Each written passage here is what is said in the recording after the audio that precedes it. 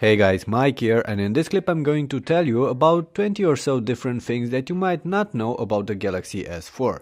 Let's have a look, and don't forget to hit that thumbs up button if you enjoy this video. Alright, for starters, out of the box, the Galaxy S4 comes with all sorts of sounds activated, and the one you're getting each time you're hitting the screen and performing an action is extremely annoying. Here's how you can remove it. Next, this is how you can easily mute an incoming call. There are two ways to do that. Cover the phone with your entire hand or flip the phone upside down. But first, you'll have to make sure these two options are ticked in the settings.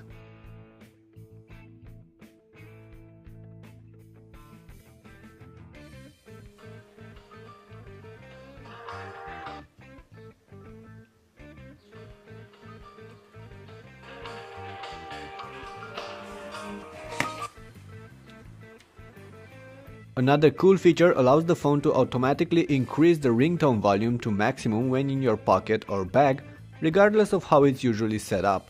For that you need to go to Settings, Call Settings, and make sure that Increase Volume in Pocket is ticked.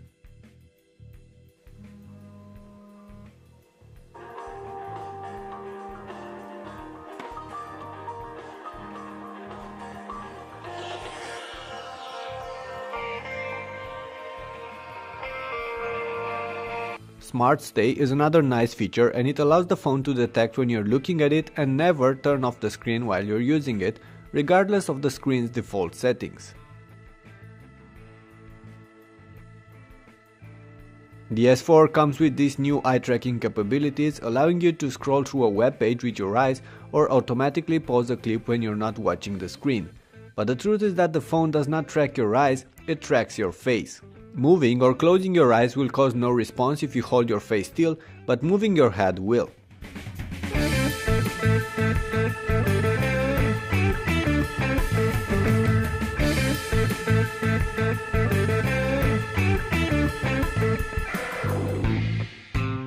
Multi-window is a cool feature on the S4, and it allows you to run two apps at the same time in a split-screen environment. It only works with a limited selection of apps, but now you can finally listen to music playing from YouTube while browsing on an Android device, and to be frank, I've been waiting for that for so long. Use most of the time. It's a 13-megapixel camera with an f2.2 lens plus 1080p video, of course. However, there's a rather narrow field of view on this lens, narrower than I was expecting from a modern handset. Anyway, the pics and clips coming out. Unlike other AMOLED screens, the one bundled on the Galaxy S4 comes with an RGB mode that should display colors in a more natural, less saturated way. You can activate this mode by going to Settings, Display, Screen Mode, and select Professional Photo.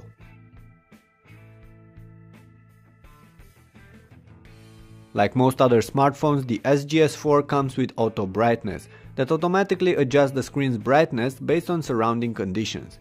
However, the S4 also allows you to tweak the auto brightness settings to a lower or a higher overall brightness level, based on your preference. This way, you will have to use the manual brightness settings less often. By default, the menu and back controls flanking the home button on the S4 turn on for a second or so when used, but you can change that. Go to Settings, Display, and play with the options under Touch Key Light settings.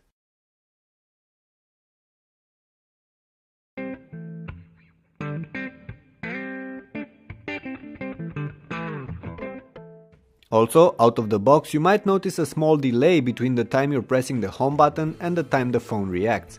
You can get rid of this lag by deactivating its S-Voice launch function. Open S-Voice, tap the menu button, hit Settings, and deselect it from here. The phone will get noticeably faster after that.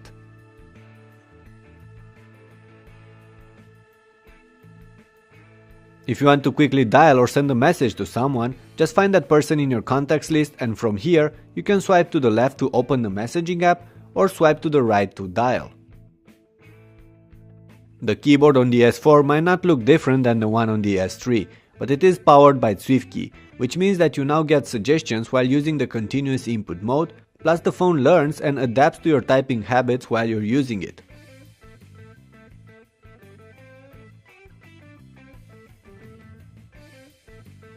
Also out of the box, the lock screen on the Galaxy S4 is quite simple and contains no quick launch icons and no widgets, but you can add those from the settings if you want to. One quick note though, after adding widgets, I noticed that the phone would take longer to open the lock screen after pressing the power button, so I ended up only using those icons on the bottom. AirView is one of the coolest new additions to the Galaxy S4, and it allows you to interact with the screen by simply hovering your finger over it.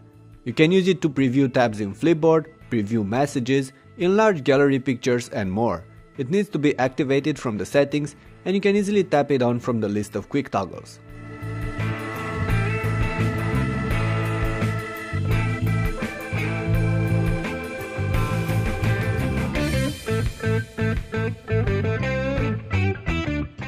With the phone flat on your desk, you can easily peek at the latest notifications and some extra info, like the date, hour and the track playing, just by covering the screen with your hand without pressing any buttons. For that though, you'll first need to activate this functionality from the settings. Many of you asked how you can take a screenshot on the S4, and it's actually quite easy. First, you need to go to Settings, Motions and Gestures, Palm Motion and activate Print Screen. Now you can swipe your palm over the screen and take screenshots. You can also do it by pressing and holding the home and power buttons at the exact same time.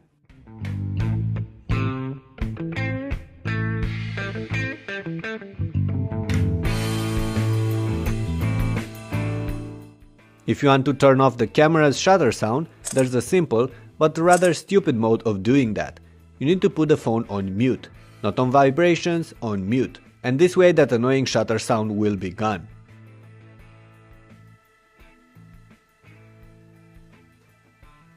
The S4 tends to take rather shaky pictures in dim light, and getting the focus right is a complete pain.